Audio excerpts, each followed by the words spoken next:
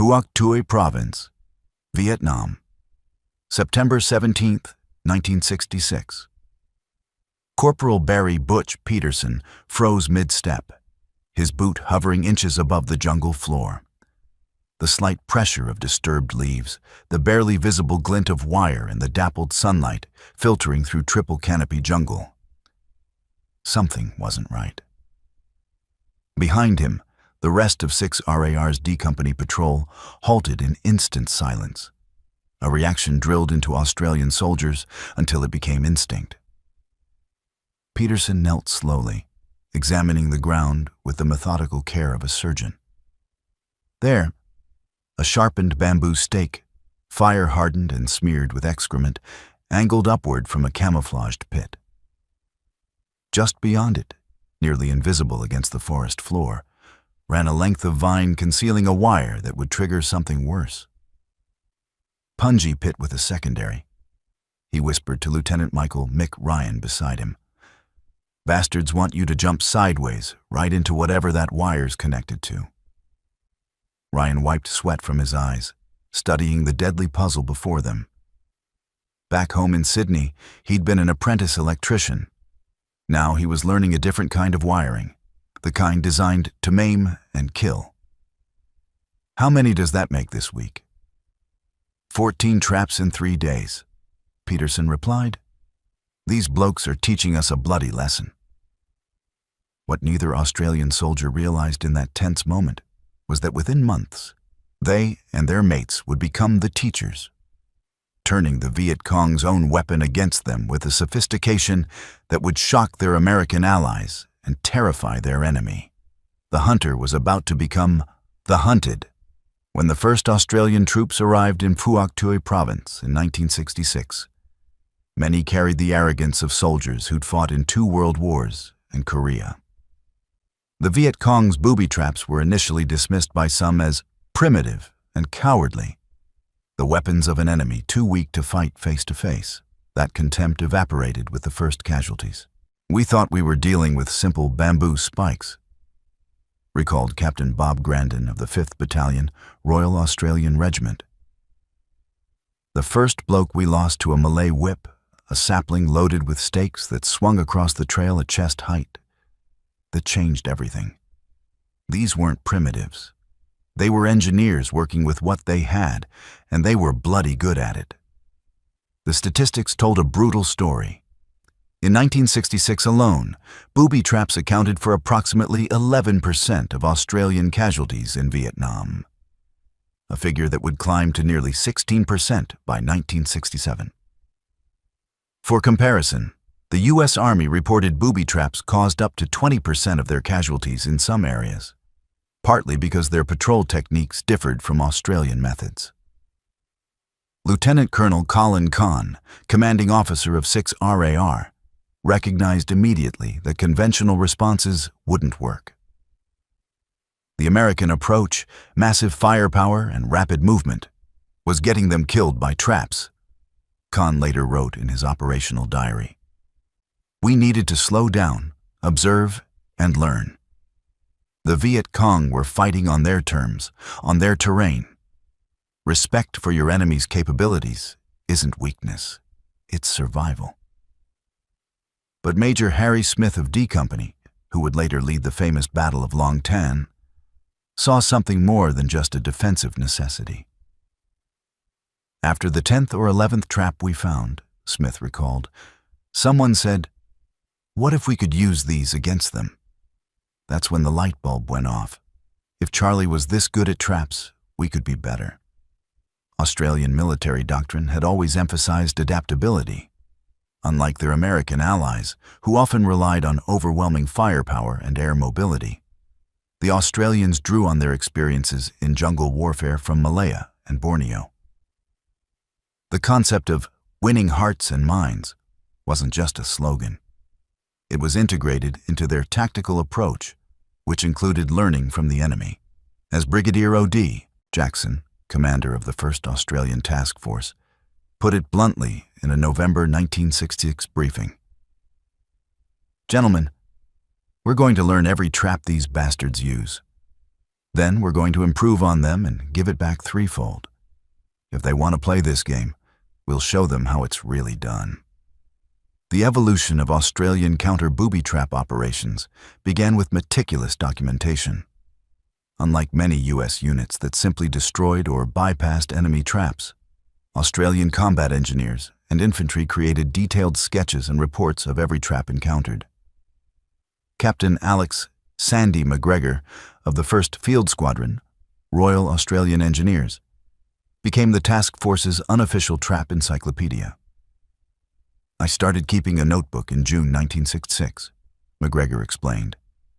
Every trap, punji pits, grenades rigged to tin cans, crossbows, swinging maces, Malay whips. I documented the trigger mechanism, placement strategy, likely casualties. By October, I had over 50 distinct trap types catalogued. The Viet Cong trap making was sophisticated because it was adaptive. They used captured American grenades, locally made explosives from unexploded ordnance, and purely mechanical devices requiring no explosives at all. Each trap type served different purposes. Punji pits were designed for psychological terror. The stakes were often coated with feces or allowed to rust, causing infections that would hospitalize victims for weeks. The VC knew one wounded soldier required 2 or 3 men to evacuate him, reducing patrol effectiveness instantly. Grenade traps using US M26 or Chinese stick grenades were triggered by tripwires or pressure releases. The VC particularly favored pressure release mechanisms. Lifting a seemingly innocuous object would detach a spoon from a grenade underneath, giving the victim a 4-second window of horror. Cartridge traps embedded live rounds in bamboo tubes, fired by a spring-loaded nail when stepped on. These were cheap, easy to make, and terrifyingly effective at close range. The breakthrough in Australian understanding came from an unlikely source: captured VC training documents. In September 1966, troops from 5 RAR discovered a VC camp that included hand-drawn instruction sheets for trap construction. It was like finding an enemy field manual, recalled Lieutenant Philip Gibbons, the intelligence officer who translated the documents. They had quality control standards, measurements for pit depths, spacing guidelines for trail coverage, even diagrams showing optimal placement based on terrain. This wasn't ad hoc. This was military engineering. The Australians began training programs that were revolutionary for their time. At Nui Dat, the main Australian base, engineers constructed a booby trap lane, a training course featuring exact replicas of VC traps. Every soldier rotating into Phuoc Tuy Province walked this deadly gauntlet. But training to find traps was only Phase 1. Phase 2, building counter-traps, required different expertise. This is where Australian ingenuity, born from a culture of improvisation and make-do resourcefulness, came into its own. Warrant Officer Jim Riddle, a veteran sapper who'd served in Borneo, was assigned to develop offensive trap doctrine. The challenge, Riddle explained, was making traps that looked like ours but functioned deadlier than theirs. We needed Charlie to think he'd found an Australian path or ambush site, then punish him for investigating it. By December 1966, the Australians had developed their first generation of counter-traps. False trails were created to look like Australian patrol routes, complete with discarded ration tins and cigarette butts, but laced with traps. Dummy claymore positions used real wiring and realistic-looking mines, actually carved wood, to draw VC sappers into investigating, only to trigger actual, well-hidden claymores placed nearby. Reverse ambush sites mimicked hasty fighting positions Australian troops might use, but with pressure release grenades under sandbags and crossbow traps aimed at likely approaches. The psychological dimensions were carefully considered. As Captain Robert O'Neill, an intelligence officer with 5 RAR, noted, "We wanted Charlie to feel what we felt, that constant uncertainty, that knowledge that every step might be your last. But we also wanted him to lose confidence in his own abilities. If he couldn't tell his trails from ours, couldn't trust what he found, we'd paralyze his movement. Operation Ingham, February 8th, March 8th, 1967. The first large-scale test of Australian counter-trap operations came during Operation Ingham, a sustained cordon and search mission in the Hat Ditch area, a notorious VC stronghold 20 kilometers northeast of Nui Dat. On February 14, 1967, a patrol from 7 RAR's C Company was moving through dense bamboo when Corporal Dave Dexter Hancock spotted fresh digging. The soil color was wrong, Hancock recalled. Darker underneath, like it had been turned recently. Classic sign of trap laying. What the patrol found was a sophisticated network of interconnected punji pits. Stepping to avoid one would land you in another. But instead of marking it and moving on, they called up Lieutenant Bill Morrow, the company's engineer platoon commander. Morrow spent 2 hours studying the trap layout, making detailed sketches. Then he designed something diabolical, a false patrol route that led directly into the trap field. But with every trap reoriented to catch someone approaching from the opposite direction, the direction VC reinforcements would logically come from. We used their own traps as outer security, Morrow explained. Then we added our surprises, M18A1 claymores hidden in tree lines, grenade traps at choke points, and even a couple of crossbow mechanisms we'd captured and reverse engineered, everything angled to hit someone investigating the ambush site we'd faked. The trap was set on February 17th. Australian observers, concealed 150 meters away, waited. At 0347 hours on February 20th, the trap paid off.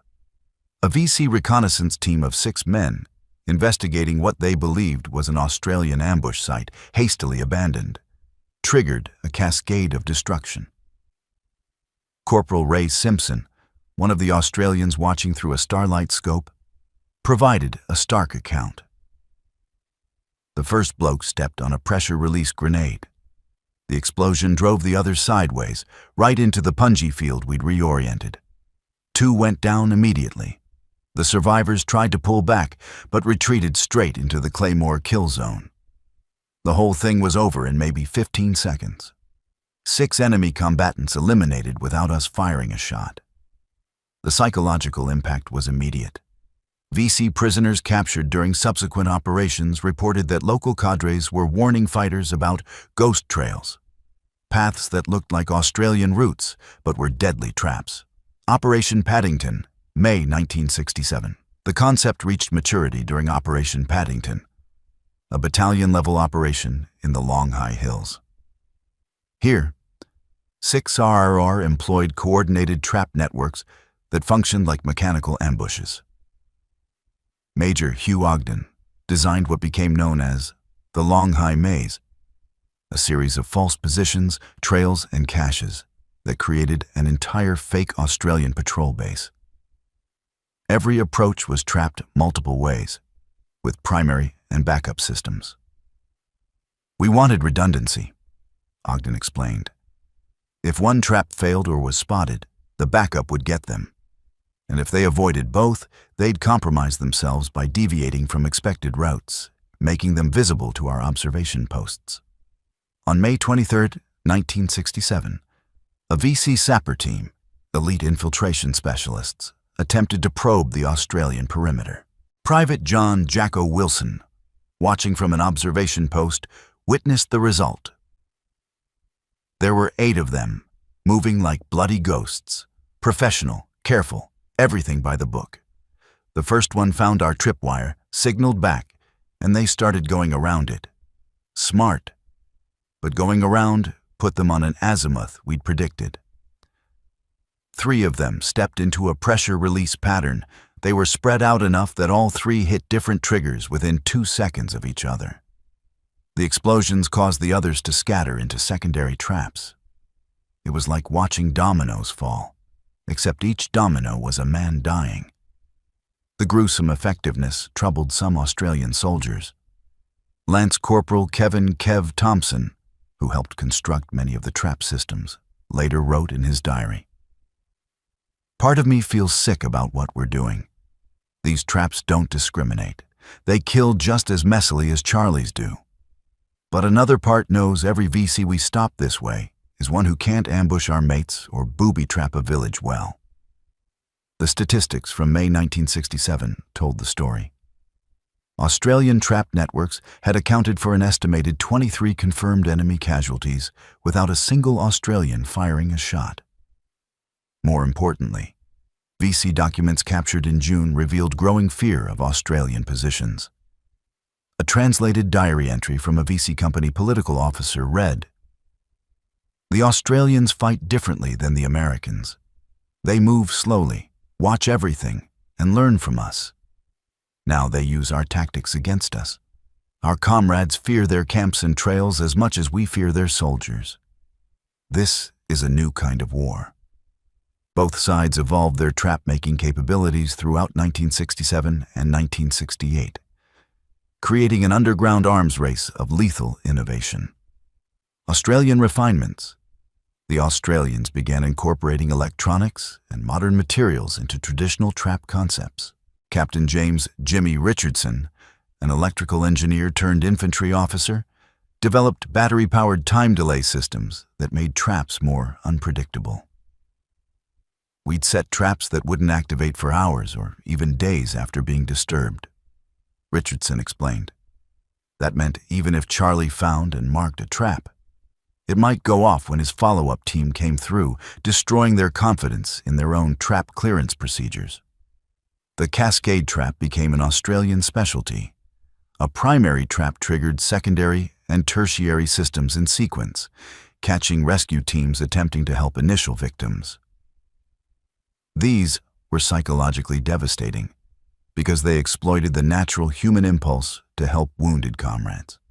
Sergeant Major Knocker White of 3 AERAR developed the false diffuse, a trap that appeared to have been safely disarmed, complete with cut wires and disturbed earth, but which actually remained fully functional with a backup trigger mechanism.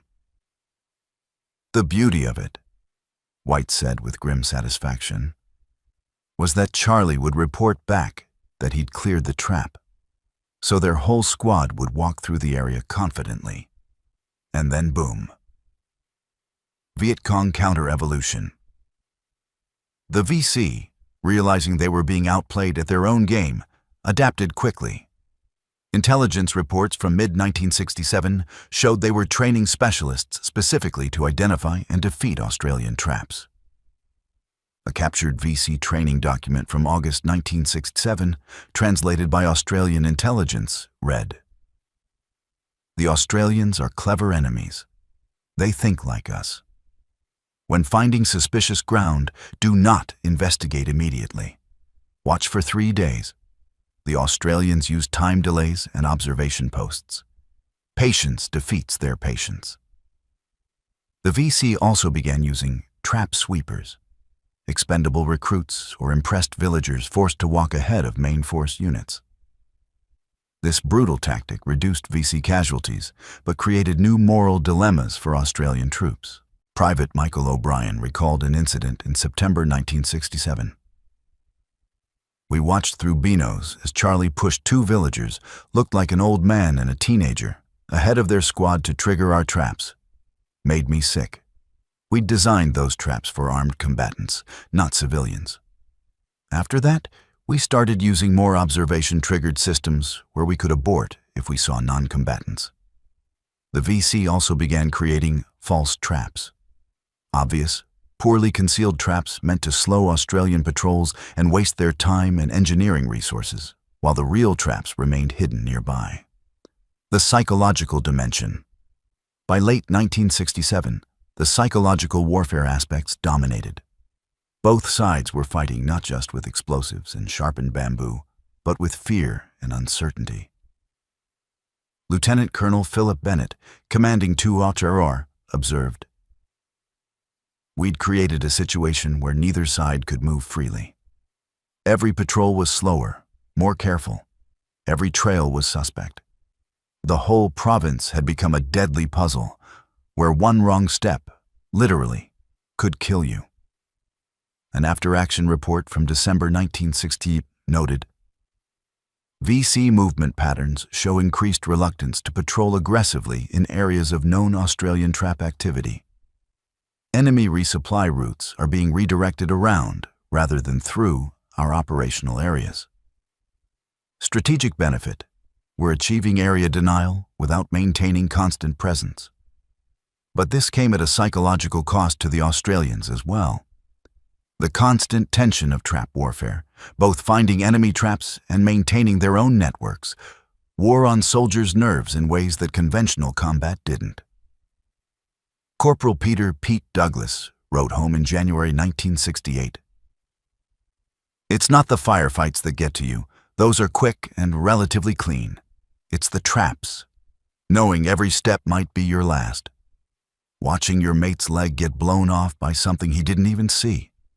And knowing we're doing the exact same thing to them. Some nights, I wonder if we've all gone mad out here." By early 1968, Australian counter-trap operations had reached their apex of sophistication and effectiveness. The 1st Australian Task Force had trained dedicated trap warfare specialists in each battalion, developed extensive technical manuals, and achieved casualty ratios that impressed even skeptical American observers. Between January and March 1968, Australian trap networks in Phuoc Tuy Province achieved an estimated 67 confirmed enemy casualties, with only 8 Australian casualties from enemy booby traps in the same period. A dramatic reversal from the 1966 casualty patterns. Major General Tim Vincent, commander of the 1st Australian Task Force in 1968, reported to Canberra, "Our trap warfare capabilities have effectively neutralized enemy movement advantages in key operational areas. VC and NVA units now avoid areas where our trap networks are known to exist, giving us de facto control without permanent occupation." U.S. military advisors began visiting Australian units to study their techniques. Captain James Murphy, a U.S. Army engineer advisor, wrote in his assessment, "The Australian approach to booby trap warfare represents a significant tactical innovation. Their traps are more sophisticated, better concealed, and more strategically employed than anything we've developed. More importantly, their systematic training has reduced their own casualties while increasing enemy losses. This is a textbook example of learning from your enemy and beating them at their own game." The Vietnamese perspective, gleaned from captured documents and prisoner interrogations, revealed the psychological impact. A June 1968 directive from a VC provincial committee read, "Australian tactics in trap warfare have made operations in Phuoc Tuy extremely costly. Units report fear of all trails and suspected enemy positions, recommend avoiding direct confrontation with Australian forces, and focusing on supply interdiction in their rear areas." Yet this tactical success existed within a strategic paradox. The very effectiveness of Australian trap warfare contributed to enemy avoidance of direct engagement, which meant fewer opportunities for decisive combat that might have altered the war's trajectory. Colonel Colin Townley, senior Australian advisor to MACV, noted in a candid assessment, "We've become so good at this dark art that we've essentially achieved a stalemate. Charlie won't come into our areas, and we can't force him to fight on our terms. We're winning every tactical engagement while the strategic situation remains unchanged. It's a microcosm of the entire war." Moreover, the intensive trap warfare created areas that remained dangerous long after military operations ceased. Thousands of traps, Australian, American, and Vietnamese, remained in the ground, many with deteriorating or unreliable mechanisms that made them even more dangerous. When Australian forces withdrew from Vietnam in 1972, they left behind a complicated legacy in trap warfare. The tactical innovations were undeniable. They had taken an enemy's strength and neutralized it while turning it into an Australian advantage. But the broader questions remained troubling. Brigadier Bruce MacDonald, last commander of Australian forces in Vietnam, reflected in 1973. We proved Australians could adapt, learn, and excel even in the ugliest forms of warfare. We out-trapped the best trap-makers in modern military history. But what did we really accomplish?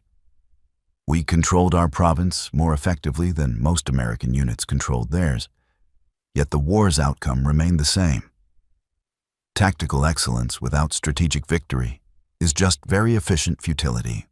The Australian approach to booby trap warfare did influence later conflicts.